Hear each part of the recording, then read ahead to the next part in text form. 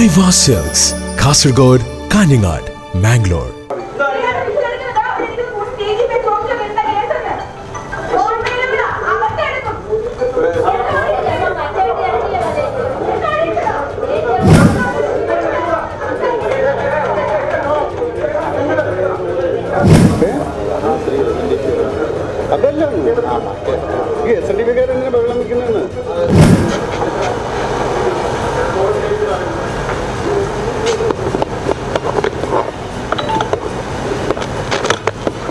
അയ്യോ ചാണകത്തിന് ഇതിനേക്കാൾ നല്ല മറുപടി വേറെയുണ്ടോ?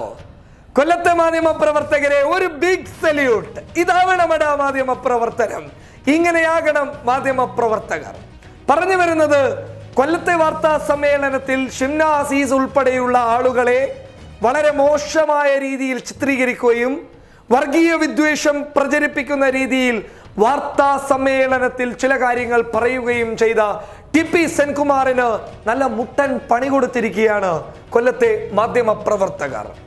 മാധ്യമപ്രവർത്തകരെ ഭീഷണിപ്പെടുത്തുന്ന രീതിയിൽ ടി.പി. സെൻകുമാറിന്റെ കൂടെ വന്ന ഗുണ്ടകൾ പെരുമാറിയപ്പോൾ അവർ അവരുടെ മൈക്കും ക്യാമറയുമായി അവിടെ നിന്ന് പുറത്തേക്ക് പോയി. പാവം ടി.പിയും ടി.പിയുടെ കൂടെ വന്ന സംഘപരിവാർ പ്രവർത്തകരും നേതാക്കളും ആകെ അന്താളിച്ചു പോയി. പറഞ്ഞു വരുന്നത് ടി.പി. സെൻകുമാർ എന്ന അപകടകാരിയെ കുറിച്ചാണ്. യോഗി ആദിത്യനാഥിനേക്കാൾ വലിയ അപകടകാരിയാണ് ഈ ടി.പി. സെൻകുമാർ. യോഗിയുള്ളത് യു.പിയിലാണെങ്കിൽ നമുക്ക് അങ്ങനെ പറഞ്ഞ് സമാധാനിക്കാം. പക്ഷേ ഈ ടി.പി ഉള്ളത് കേരളത്തിലാണ്. കേരളം എന്ന് പറയുന്നത് മുസൽമാനും ഹൈന്ദവനും ക്രൈസ്തവനും തോളോട് തോള് ചേർന്ന് ജീവിക്കുന്ന സംസ്ഥാനം. ആ സംസ്ഥാനത്ത് ഇതുപോലെയുള്ള വർഗീയ കോമരങ്ങൾക്ക് നല്ല മറുപടി കൊടുക്കേണ്ടത് നമ്മുടെ ആവശ്യമാണ്. അല്ലെങ്കിൽ യോഗിയേക്കാൾ വലിയ വളർച്ച ഈ ടി.പിക്കുണ്ടാകും. കാരണം മണ്ടത്തരത്തിലൂടെയും കലാപാഹ്വാനത്തിലൂടെയും വർഗീയ വിദ്വേഷ പ്രചരണങ്ങളിലൂടെയുമാണ് ഇവർക്ക് നേതാക്കൾ ഉണ്ടായിട്ടുള്ളത്. അതുപോലെ ഈ സാധനമായി കഴിഞ്ഞാൽ നമ്മൾ കേരളീയർ പെട്ടുപോകും. കാരണം ഇയാൾ കേരളീയൻ എന്നുള്ള രീതിയിൽ മറ്റുള്ള ഇടങ്ങളിൽ ഇയാൾ അറിയപ്പെടും. അത് കേരളക്കാർക്ക് വലിയ ഒരു അപമാനം തന്നെയാണ്. എന്താണ് കൊല്ലത്തെ വാർത്താ സമ്മേളനത്തിൽ ഇയാൾ പറഞ്ഞത്? ഇയാൾക്ക് വ്യക്തമായ ഒരു തിരക്കഥയുണ്ട്. ആ തിരക്കഥയിൽ പറയുന്നത് പോലെ കുറച്ച് ഗുണ്ടകൾ ഇയാളുടെ വാർത്താ സമ്മേളനത്തിൽ വന്നിരിക്കും, ചിലപ്പോൾ നിൽക്കും. ഈ ടി.പി. സെൻകുമാർ എന്തെങ്കിലും പൊട്ടത്തരം വിളമ്പിക്കഴിഞ്ഞാൽ മാധ്യമ പ്രവർത്തകർ അതിനെ തട്ടിച്ചോദിക്കുന്ന സമയത്ത് ഈ ഗുണ്ടകൾ തിരക്കഥയിൽ പറഞ്ഞതുപോലെ ഇടപെടൽ നടത്തും. ടി.പി. സെൻകുമാറിന്റെ ഭാഗത്ത് നിന്ന് ഈ ഗുണ്ടകൾ പറയും, മിണ്ടാതെ അവിടെ ഇരുന്നോ, നിങ്ങളുടെ ചിത്രം ഞങ്ങൾ എടുത്തിട്ടുണ്ട്, നിങ്ങൾ ആരുടെ പക്ഷത്താണെന്ന് ഞങ്ങൾക്കറിയാമെന്നുള്ള രീതിയിൽ ഭീഷണി മുഴക്കും. അപ്പോൾ ചില പാവപ്പെട്ട മാധ്യമ പ്രവർത്തകർ അവിടെ ഇരുന്നെന്ന് വരും. പക്ഷേ കൊല്ലത്ത് അത് സംഭവിച്ചില്ല എന്ന് മാത്രമല്ല, മറ്റു ചില കാര്യങ്ങൾ അവിടെ സംഭവിച്ചു. ഇത്തരത്തിൽ ഷിംന അസീസിനെ അപമാനിക്കുന്ന രീതിയിൽ ഒരു വർഗീയ വിദ്വേഷ പ്രചരണത്തിന് മുതിർന്ന ടി.പി. സെൻകുമാറിന് നല്ല മറുപടി കൊടുത്തു. ടി.പി. സെൻകുമാർ പറഞ്ഞു, ഈ ഷിംന അസീസ് കൊറോണ ബാധിച്ച സമയത്ത് എനിക്കൊക്കെ മറുപടി തരാൻ വരുന്നുണ്ടല്ലോ, പക്ഷേ വാക്സിൻ കുത്തിവെപ്പ് സമയത്ത് ഈ ഷിംന അസീസ് എന്തേ ഒന്നും മിണ്ടാത്തതാ. അതിനർത്ഥം മുസ്ലിങ്ങൾക്കിടയിൽ ഈ വാക്സിനെ കുറിച്ചിട്ട് വലിയ രീതിയിൽ വ്യാപക പ്രചരണങ്ങൾ നടന്നിരുന്നു. വാക്സിൻ കുത്തിവെച്ച് കഴിഞ്ഞാൽ മക്കൾ ഉണ്ടാകില്ല എന്നൊക്കെ.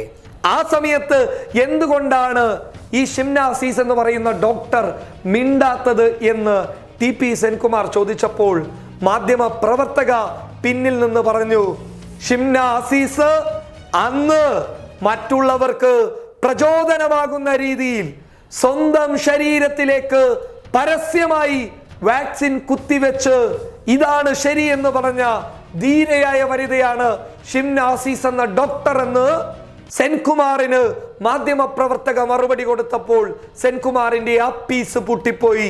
ഈ ആപ്പീസ് പൊട്ടുന്ന സമയത്ത് തന്നെ ഗുണ്ടകളുടെ ഇടപെടലും തുടർന്നു.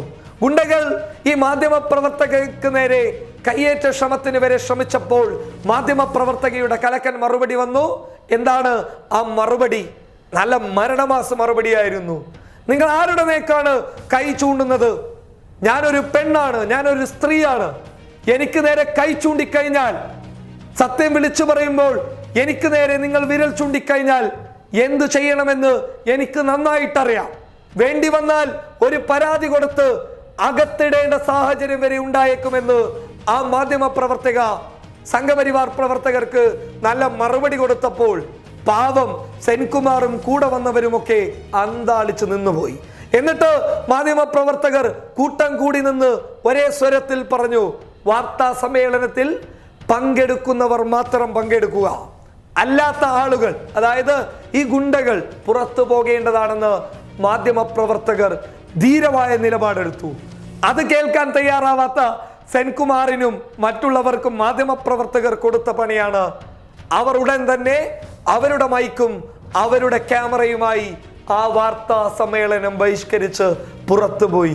ഇതാണ് കേരളം, ഇതാണ് കൊല്ലത്തെ ധീരന്മാരായിട്ടുള്ള മാധ്യമ പ്രവർത്തകർ.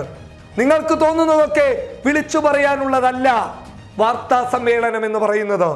അവിടെ പക്വമായ വസ്തുതാപരമായിട്ടുള്ള ചില കാര്യങ്ങളും വിമർശനങ്ങളും നിങ്ങൾക്ക് ഉന്നയിക്കാം. പക്ഷേ വർഗീയ വിദ്വേഷം പ്രചരിപ്പിക്കുകയാണെങ്കിൽ അതിന് പറ്റിയ സ്ഥലമല്ല ഈ കേരളമെന്ന് ടി.പി. സെൻകുമാർ ഇന്നലത്തോടുകൂടി പഠിച്ചു കാണും. എന്തായാലും ഇനി വരാൻ പോകുന്നത് ടി.പി. സെൻകുമാറിന്റെ മുട്ടൻ പണിയുടെ കാലമാണ്. News desk public Kerala.